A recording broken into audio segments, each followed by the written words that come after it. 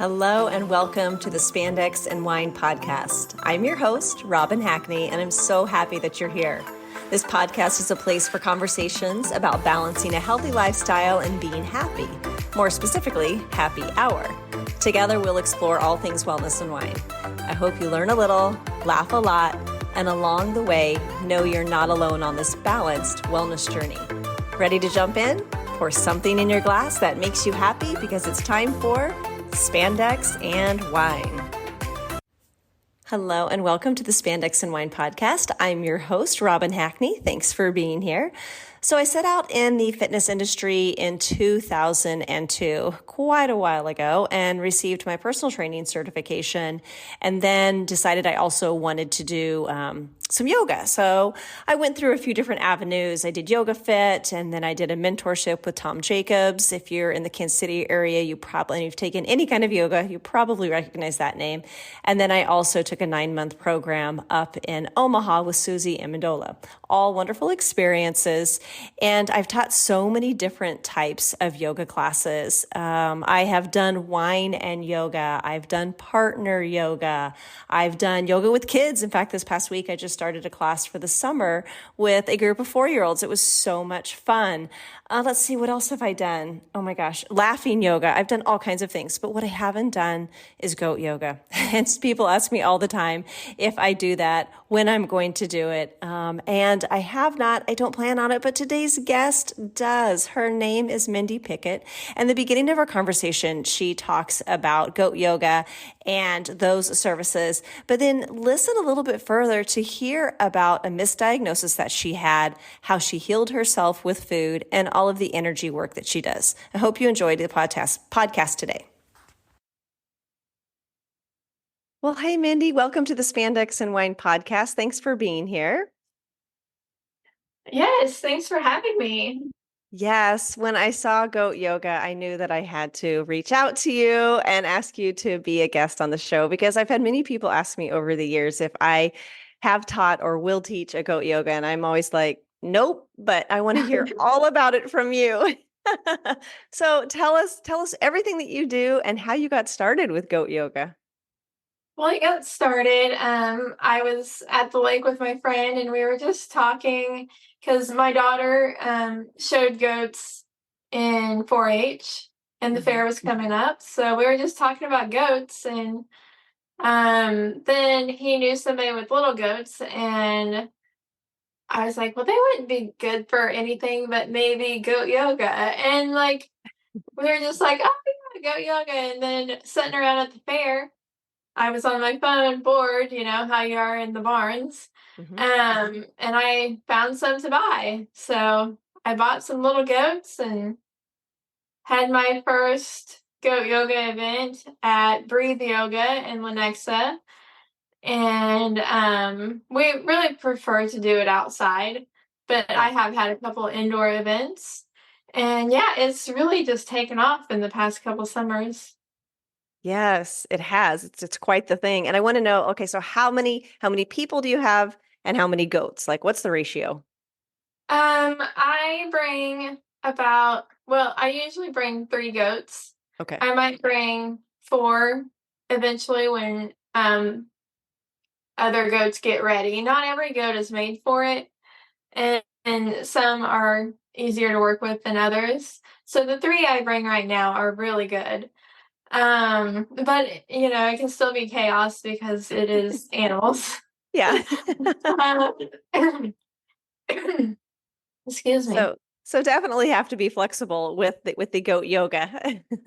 Yeah, they may not want to always stand or face the direction you want them to, or Yeah. just want to eat grass. I can understand that. Oh my gosh. So you've been doing this for a couple of years now, you said?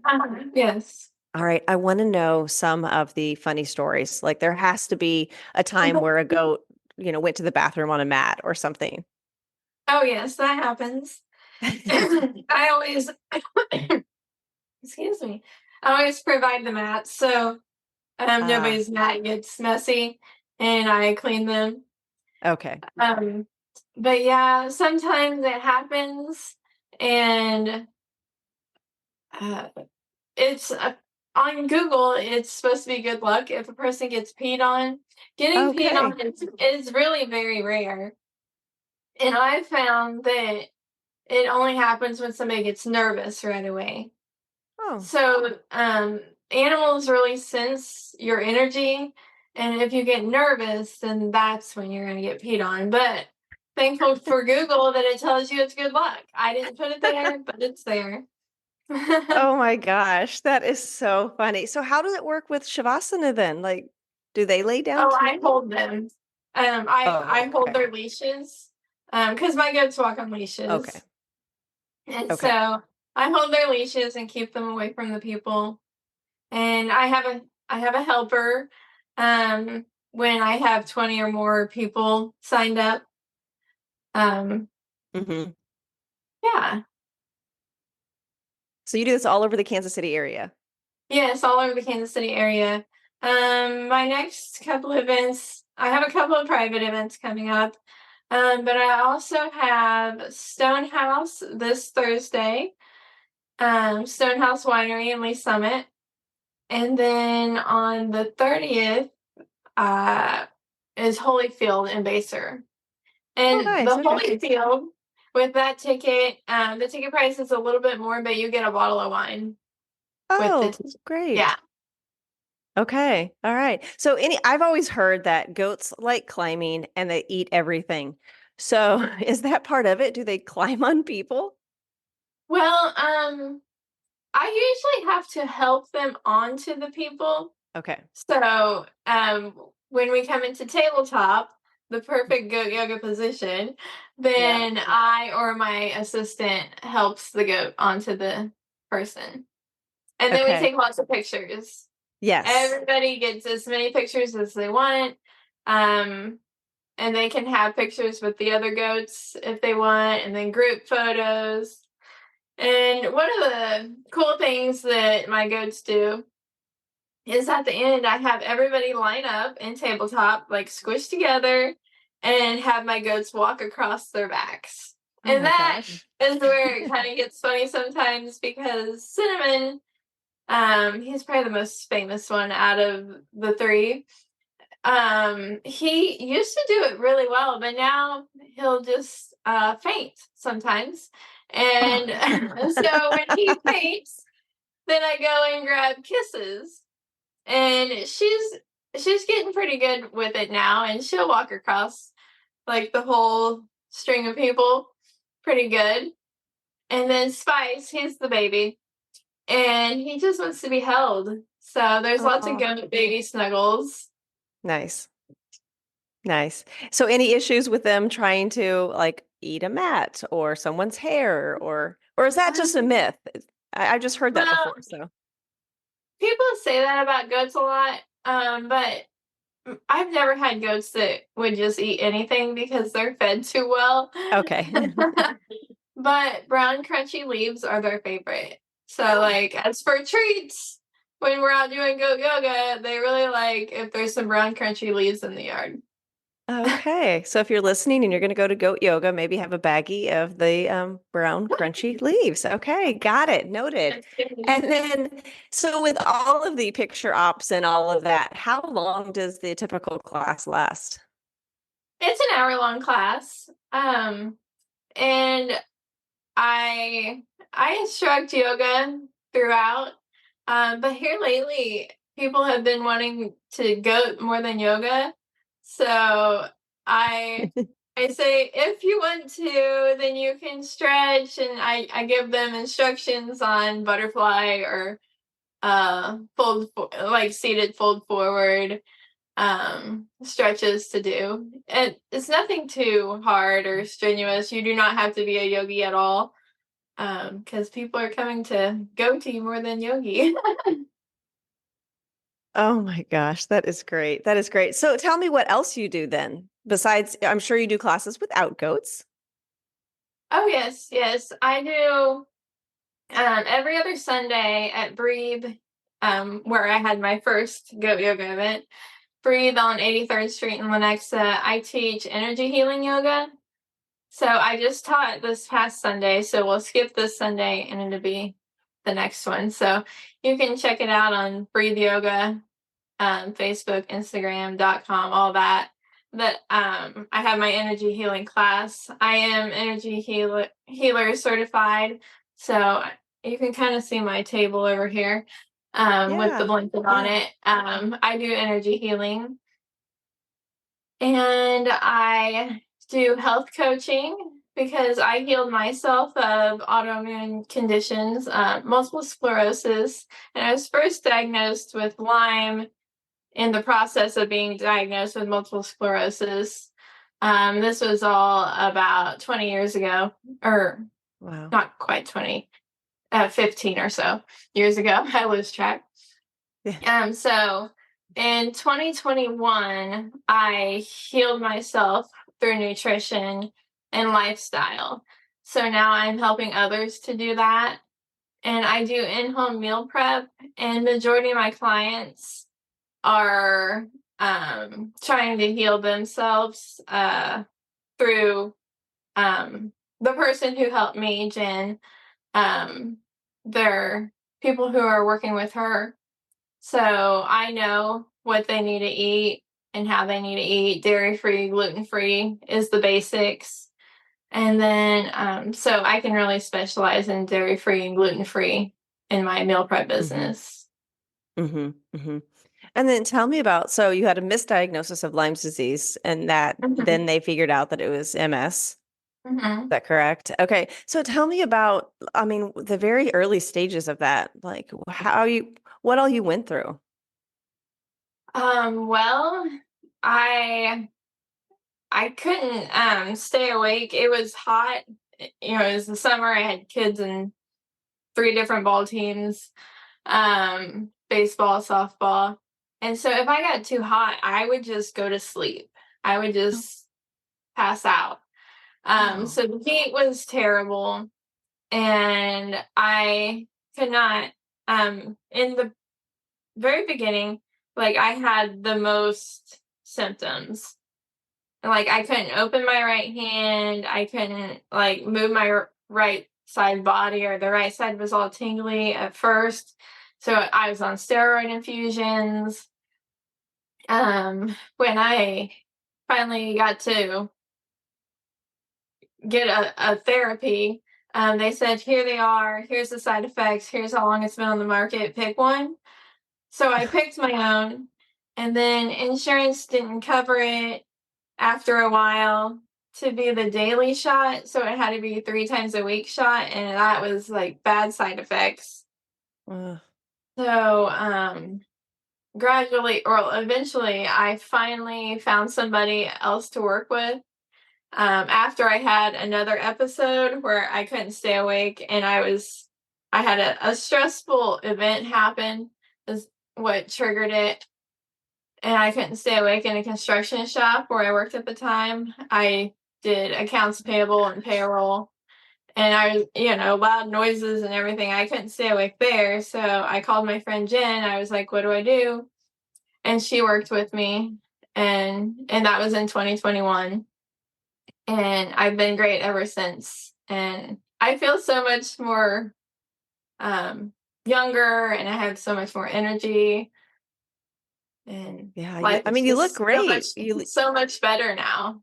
Yeah. Yeah. Yeah, you look so healthy. I can't imagine that you went through that. I'm so sorry that you did go through that. So what made him think that it was Lyme's disease?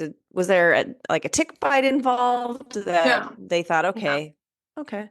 Huh. I'm not sure why they tested me for Lyme disease in Hmm. the first place, but I saw it on the papers when I was at the place to get my blood drawn again.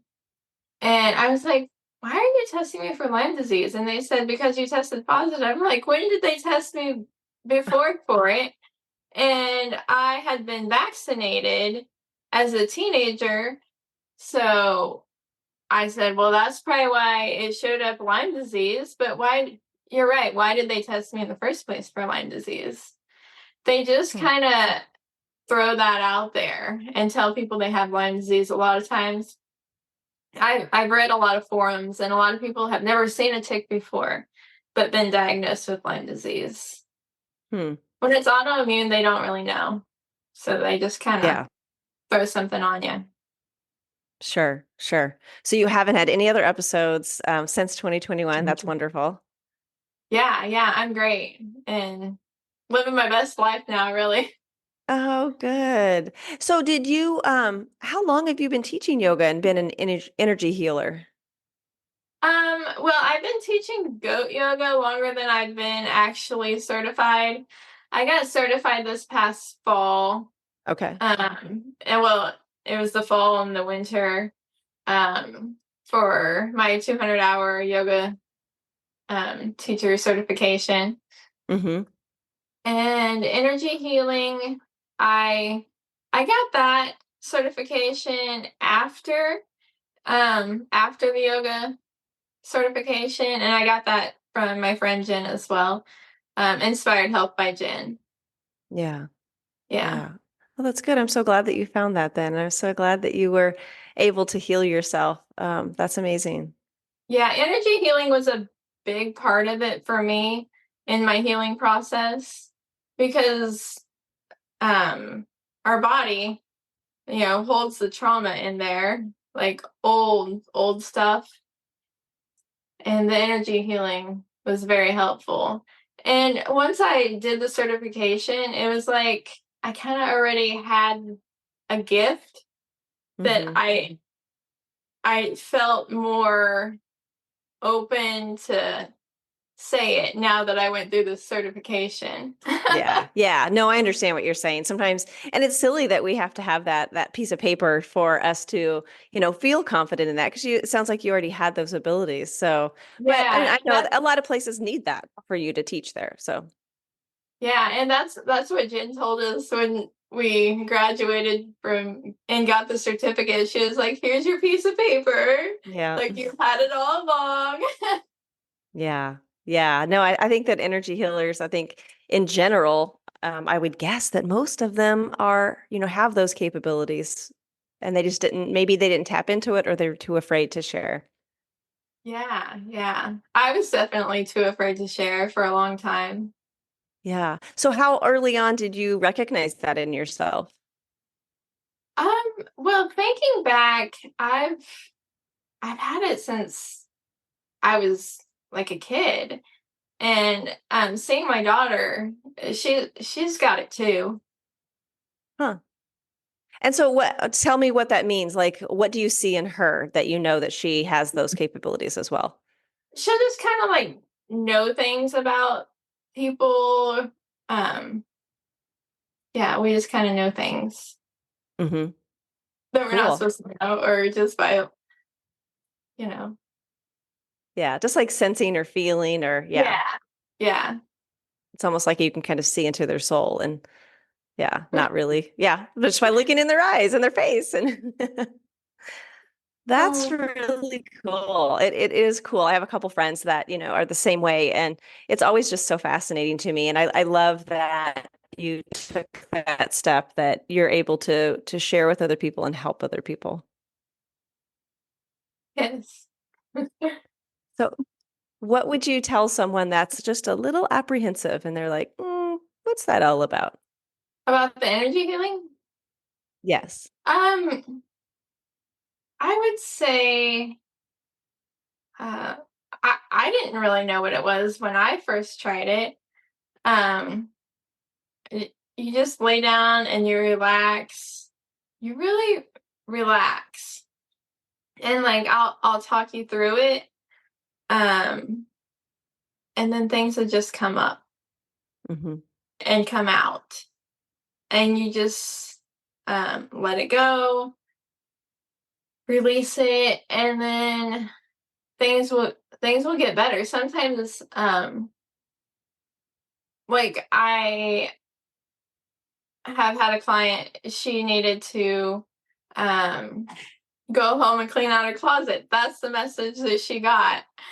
Okay. And she she did, and like opportunities opened up for her. She had more clarity in what to do with her job. So it wasn't something like so deep in crying for her, but like I've cried in mine.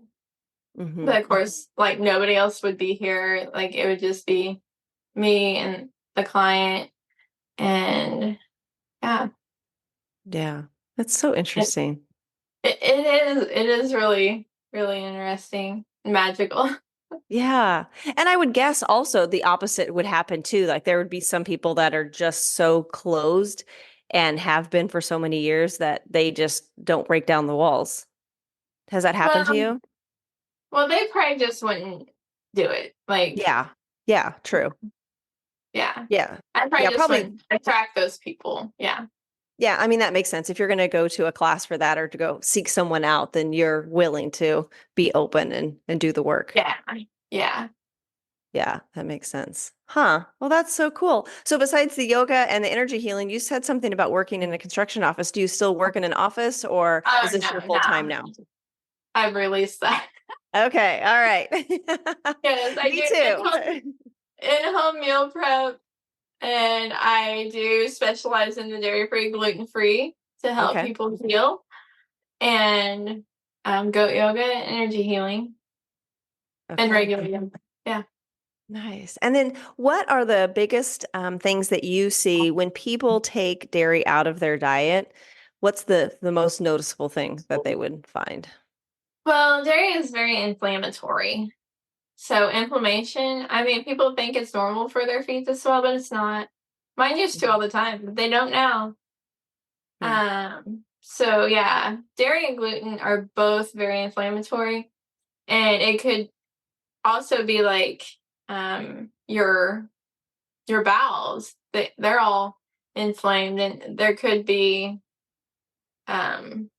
uncomfortableness and all the process that all that goes through. But also, if your bowels are all inflamed, then your belly's going to stick out more too. Mm-hmm. Yeah, that's true. That's true. Hmm.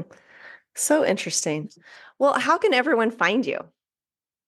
Well, I'm on Instagram on Miracles by Mindy and Goat Yoga KC, Okay. and that's Facebook as well. And Goat Yoga KC has a little TikTok. Um, so it's all Goat Yoga KC or Miracles by Mindy. Oh, cool. Okay. Well, I'll make sure I put that in the show notes as well. Okay, thank you. Yeah. Well, thank you for taking the time to be here. I've got to check out one of your classes. Awesome. Yes, All right, Mindy, you take care. you too. Thank you. Thanks. A big thank you to Mindy for being here today. Just a few takeaways. One, if you are going to give goat yoga a try, I suggest that you be flexible and don't be nervous or you might get peed on, but apparently that's good luck. So whatever you want to do, you might also want to have some brown crunchy leaves in your pocket for the goats because apparently they like those. And two, be open to new ways to healing yourself, both physically, emotionally, mentally, spiritually. There's all different avenues. And Western medicine is one, but natural ways and through your diet are an option as well.